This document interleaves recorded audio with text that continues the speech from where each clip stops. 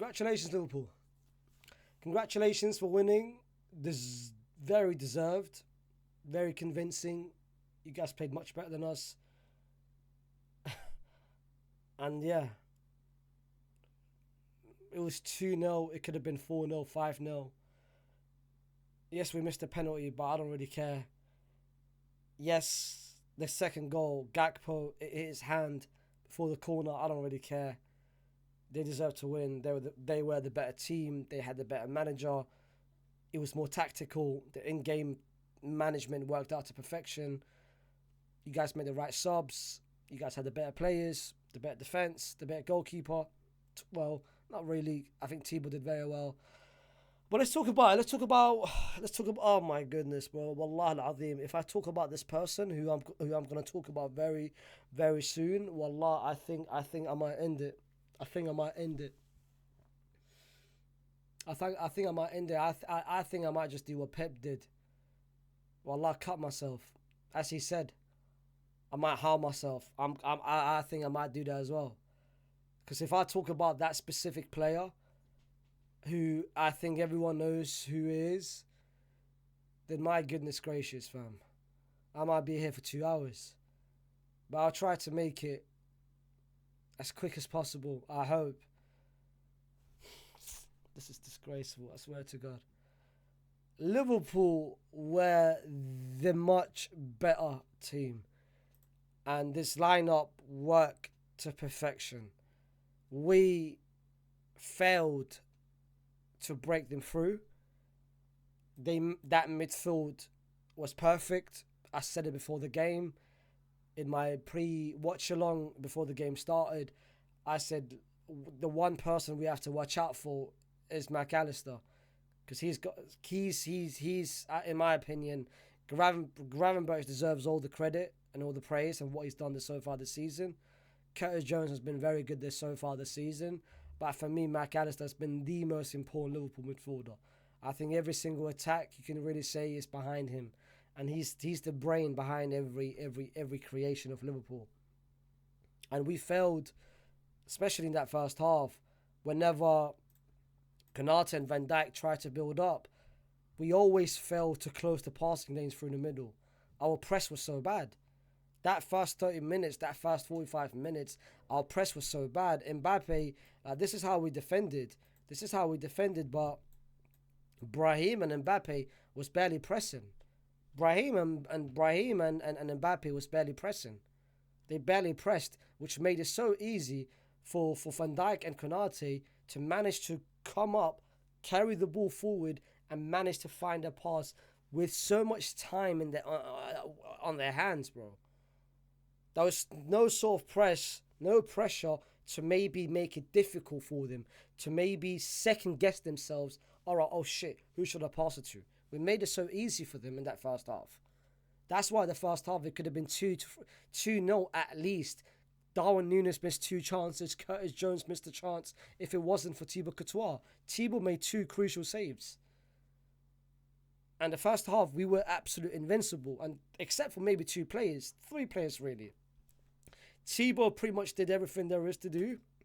Fede Valverde was exceptional, as he always is. He kept Luis Diaz quiet in that first half. And then Camavinga was pretty much all over the pitch. He was everywhere, from attacking to go to the left-hand side, to defending, to closing any sort of press, to deflecting. He was everywhere. And I'm not gonna talk about specific players yet. I'm gonna save it to the match review. But those 3 players did everything, and I expected the second half will come out with a bit more intent. I did not understand why Endrick never came on straight away, because he would be someone that would press at all costs. He was delayed, and then the second half started. We conceded such a sloppy goal. Like Rudiger, as he's always been so far this season, always late.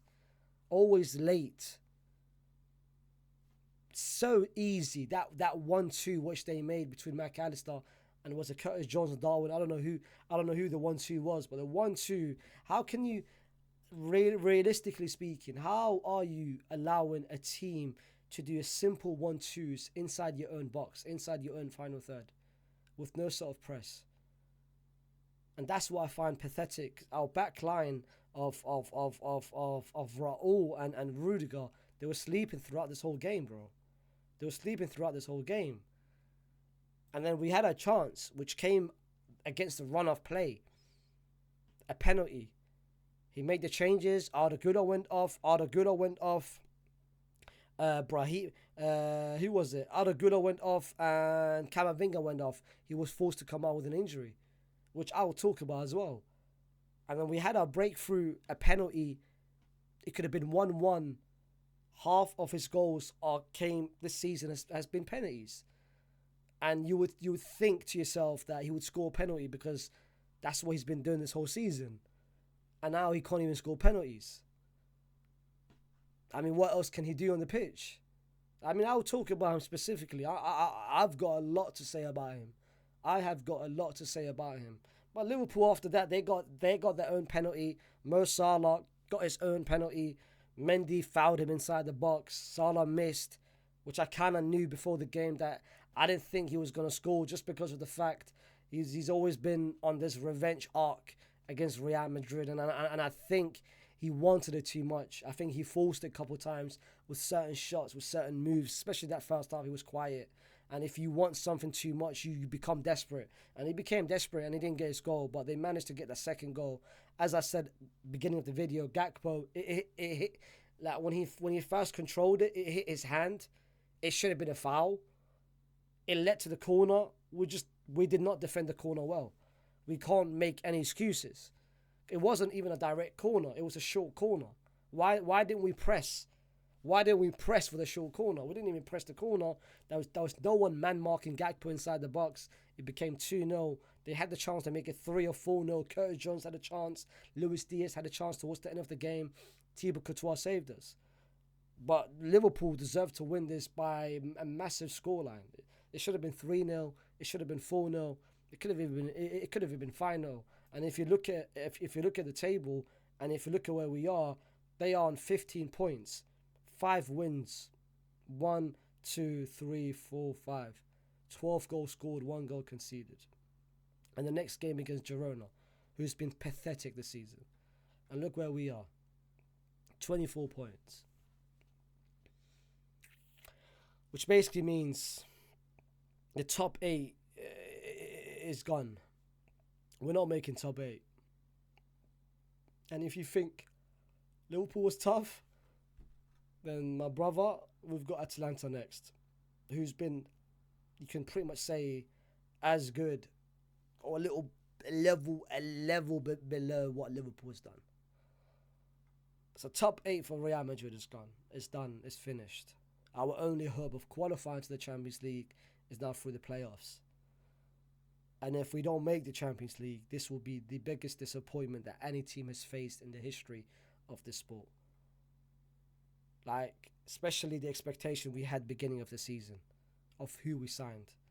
And let's talk about who we signed. Let's now talk about those players.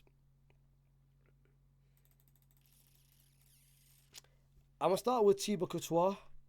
And despite where we are and how bad it is for certain players and the game itself, I think Thibaut was one of our best players. He kept us in the game. None of the goals that we conceded was really his fault. You can maybe argue that the first goal he could have done a little bit better. But that's fine. I think he reacted a bit too late, but I don't blame him because there was 3 defenders in front of him. And the shot was a great shot by Mac Allister. The header, that's no control because there was no one man marking Gakpo inside the box.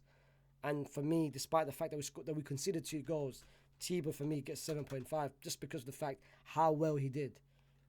Then we got Fede, who the first half he was exceptional. He kept Luis Diaz quiet, and it makes you question why you would take him out in the second half. Yes, I know Camavinga got injured, but you could have replaced Camavinga with someone else. You could have replaced Camavinga with Ceballos.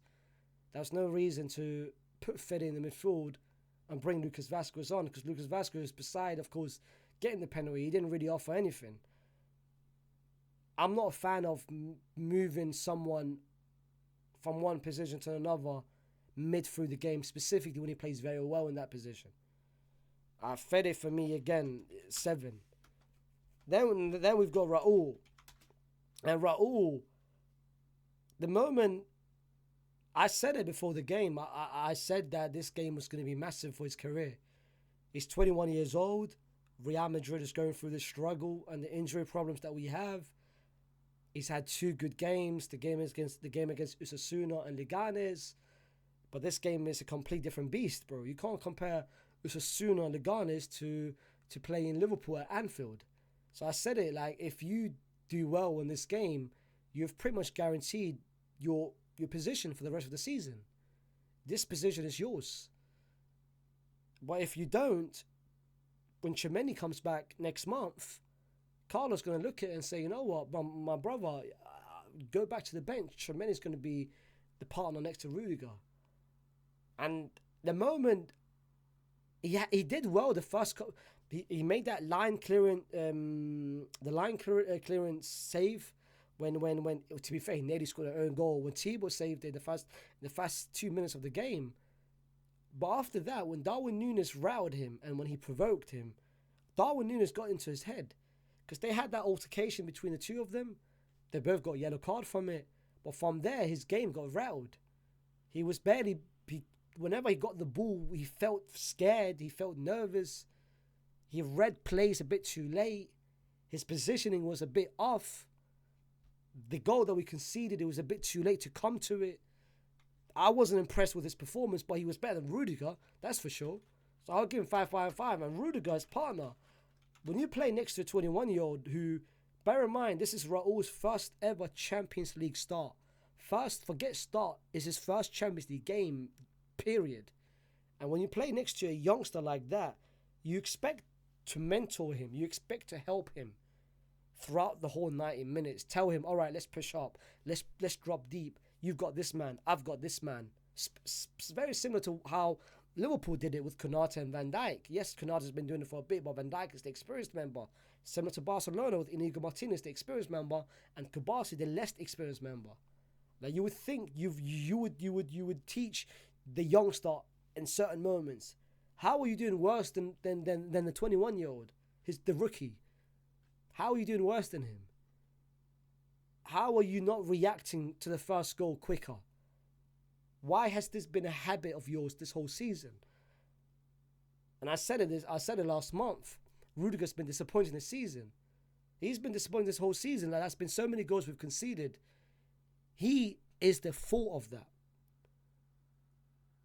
And I don't want no more excuses of, oh, it's the workload, we're overplaying him, we're overusing him. My brother, we're playing everyone at this point.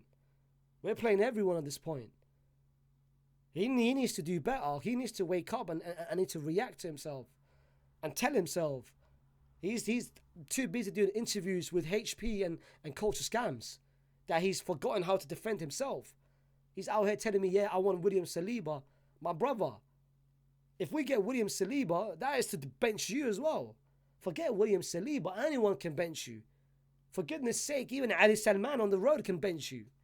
What exactly are you doing on the defensive end of the season? You're getting a 4.5, bro. And then we've got trash. Just trash on the left-hand side. And I said it. I don't want anything specific and special from you. I just want a simple game. And the first half, in credit to what you've done, you did well in the first half. You managed to keep Salah quiet. Mohamed was quiet in that first half. But after that, the second half, I don't know what changed. I don't know who said to you, I don't know who gassed you. Someone must have gassed you in that dressing room. Carlo must have pulled you over and said, yo, keep doing what you're doing. Because my brother, you turned into a trash in that second half. The usual self, nothing surprising. That's who you are. The first half, if we were based on just the first half, I was about to call you Mendy, your real name. But then, in the second half, you became back to usual, trash. Maybe the first half was a purple patch. Imagine that. Imagine having a purple patch in one half. That's been Mendy this whole season. Same rating as Rudiger, to be fair. Because you gave me at least one good half. But that second half performance, the penalty, like, it was so expected Salah to do the shimmy. He's been doing this his whole career. Are you not doing reports? Are you not doing any scouting reports? Are you not watching tapes? Are you not watching videos of what Salah does and his strength of Salah? Why are you falling for it? Like, my brother. Then we've got Luka, and defensively in the first half, he intercepted certain plays, did well beating the press on the defensive end. But whenever we got with the ball in the final third, he was missing that final pass. There was one moment, 40th minute, it was a 4 versus 4. Arda Güler passes to Luka. Luka was on the left hand side. Could have easily just passed it on to Arda Güler. It was literally 4 versus 4. We had a very good chance to maybe grab a late goal in the first half. He made the wrong decision. The second half, you could tell in the second half the age got to it. With Luka, it was just a simple, basic performance, a 6. But then we've got Fede. And, sorry, not Fede. Camavinga. And with Kama,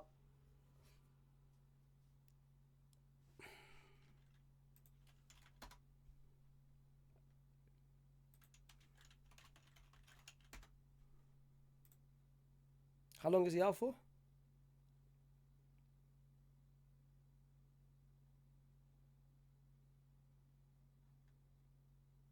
No, it's not confirmed. It's not confirmed. I'm worried. I think he's going to be out for a month because it's a similar type of injury to what happened to, of course, Rodrigo with a hamstring. The first half performance, you could clearly tell why I've been raving about Camavinga for so many years, how special Camavinga is. One of the best midfielders for me in the world, the most talented midfielder for me in the world, in the sense of he can do anything on the pitch on such a high level. And you could see he was head and shoulders above anyone in that first half. And the moment he went down in the second half, even the second half, he started well in the second half. The moment he went down, I felt my heart was about to break. Because I knew, imagine being 1-0 down and your best player goes out. And he was the person who was literally doing everything in that midfield in terms of intercepting everything. He was doing a man of 2-3 midfielders next to him on the defensive end. Going forward, he was the only person actually ball carrying and taking the ball forward. Him going down is an absolute disappointment because he was exceptional. Absolute exceptional. And then I go to Jude, and I feel bad for him. Again, this has been Jude all season where everything that he does gets his teammates is not letting him down, specifically the people up front.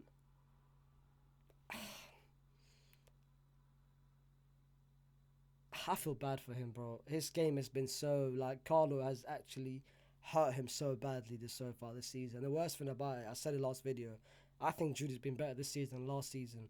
But no one's going to see that because of those kind of performances and those kind of games that Real Madrid are playing, and the fact that he's on 2 goals this season, which is very different to what he was last season, and his GAs are so low. But if you actually watch him play, and if you actually watch his overall play, that the first half, the ball retention, he beat the press so many times. He got out because we were parking the bus in the first half. We were playing a low block, and we were allowing Liverpool to pretty much control and dictate with the ball.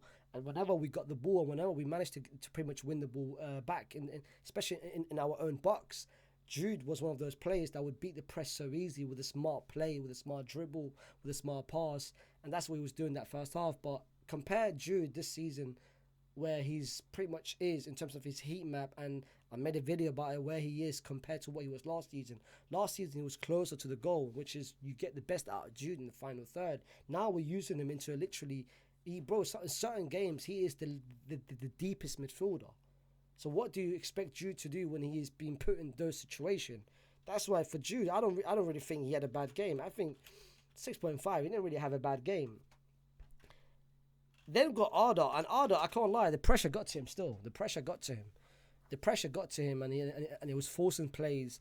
He was rushing it so many times, and I don't understand it. I thought this would be the perfect game for him to basically cement himself and say to the whole world, specifically Carlo Ancelotti, you've started me, and I'm gonna make this position my own. I don't think after this, Carlo is gonna be making that position your own, especially when Vinny and Rodrigo comes back. Because I can't lie, I was disappointed with that performance. I expected a lot more from you, specifically going up against Robertson, who is the weaker point. Like, going up against someone like Robertson, who's the liability in that Liverpool midfield, and you didn't really take advantage of the situation. You were shooting where you shouldn't be shooting certain times. The final pass was lacking certain times. I wasn't very, very happy with that performance. I'm gonna be real. Then we got Brahim Diaz, who, similar to Arda, he didn't really do much, and and his pressing was so bad in certain moments. He was lacking the press. He was lacking. I think I know that's a bit too harsh. Just one. But then we come to Mbappe, and I'm gonna say this about Mbappe, and I don't care if he turns the season around and he scores 10 goals, 20 goals, 30 goals, and he wins the Ballon d'Or next season or whatever. Mbappe's finished. And let me just tell you one thing right now. He's done. I said it last month, where I feel like he's downgrading and he's declining. I said he's slowly declining. Forget slowly, he's declined. Period. He's done. Him being the Mbappe that we all thought he was 2 years ago, 3 years ago, that person is no longer there. We haven't got that version of Mbappe.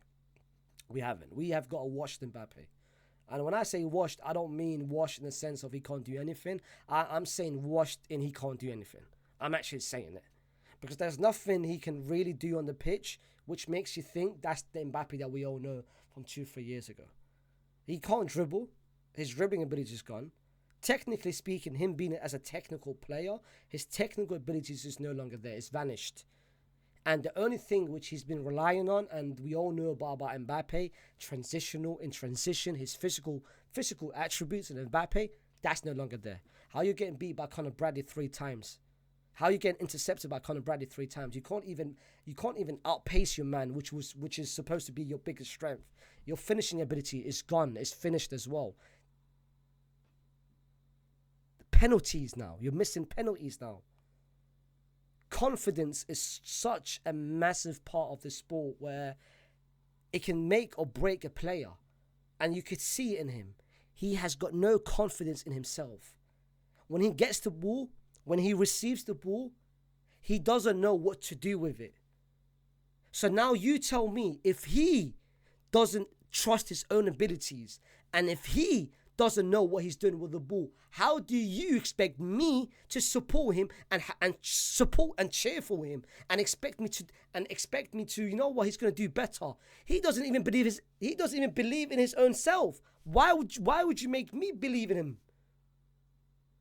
He doesn't even believe in his own self. When he gets the ball, he loses it. The first goal, how did we concede that goal? It's because of him. That bad pass. Then you could say, you know what, he could have made it up for it by scoring the penalty. He couldn't even score a penalty. One of the most horrible penalties I think I've seen, because it was so predictable. PSG played us perfectly. Wallah, they played us. They absolute played us. And you know what, PSG? Fair play to you guys, because you managed to fraud this deal against us. We've been twerking for this guy for so many years. We've been wanting this guy since 2015, and every single season we're waiting. We're getting played. And the 1 year we get him, he turns out to be this person. This is turning into Eden Hazard all over again. The one person that we all want, Hazard. I wanted Hazard. Look how it turned out to be. The biggest flop in Real Madrid history. 100 million. At least for Mbappe, the blessing in disguise, we didn't pay any money for him. But look at how much we're paying him in terms of salary. And he's not doing nothing. We got played so badly. And I actually feel bad for so many players. I feel bad for Vinny, that we've got this guy actually wanting to play the left-hand side. We're sacrificing Vinny for this guy. We're sacrificing Vinny for someone who does not deserve to be on the starting 11. And that's what I'm saying right now. Like, next game, he deserves to be benched. I don't care. I don't care if this is going to ruin his confidence. What confidence? Ask yourself, what confidence? I don't know. I don't care if this is going to ruin himself. I don't care. This is Real Madrid. This is not Mbappe FC. He deserves to be benched. He deserves to be absolute benched. I don't want him to start no more. I want him to take a close look at himself and say to himself, you know what, this is not good enough. Because if he can't do it, then I can't expect my team to give him those chances. Keep breastfeeding him and spoon feeding him. You know what? That's fine. You will do better. You will do better. You will do better. No, enough. Enough is enough. I don't want him to start no more. I don't want him to start as simple as that. He deserves to be benched. There is nothing you can tell me. I don't care if Vinny's out. I don't care if it's Vinny out the whole season. I don't care if it's Rodrigo out. Wallah al-Azim, bring a random Spanish geezer, Javi Martinez, Javi Jorena, on the streets of Madrid and play him over Mbappe. Because at least him, he would press. This brother's not pressing. He's not defending. He's lazy. He's selfish. That's everything about him. He doesn't play for the team. He plays for himself. And I don't want this to happen to my team. I'm not getting, after what we did last season, winning the Champions League and La Liga, and this is what's happening to us. My brother, we're ranked 24th of the 5 games. Our next game against Atalanta. You tell me about this season. You tell me how bad this season is. And I swear to God, Wallah al-Azim, if we finish, which I know it's not going to happen. It's not going to happen. I know it's not going to happen. But I'm just giving it if. If we finish below 24, if we finish right here from 25 and 36, I'm going to be so honest with you. This is the biggest disappointment and the worst display any team has ever done in the history of the sport. And that is all due to this guy, who not only, you think I'm going to put him here? Are you crazy, bro? My brother. He won of the match 100%. He does not even deserve a rating. He doesn't deserve a rating. But fair play, Liverpool. I'll make I'll make an apology video. I'll make an apology video to Slot, especially what Slot has done. He's slotted all over us. I'll make a video of what Slot has done and what I said, which I'm stupid. As simple as that. As simple as that. But Liverpool, fair play to you guys. You honestly deserve to win. That's no denying it. You guys were the much better team, and you guys deserve everything that's happened to you guys so far this season. I hope you guys win more trophies. I hope you guys win more games, and I'll be rooting for you to pretty much do it. Because I'm looking at this team. This team is pathetic. But yeah, man. You guys tell me your own thoughts down in the comments. What you guys thought about the game itself.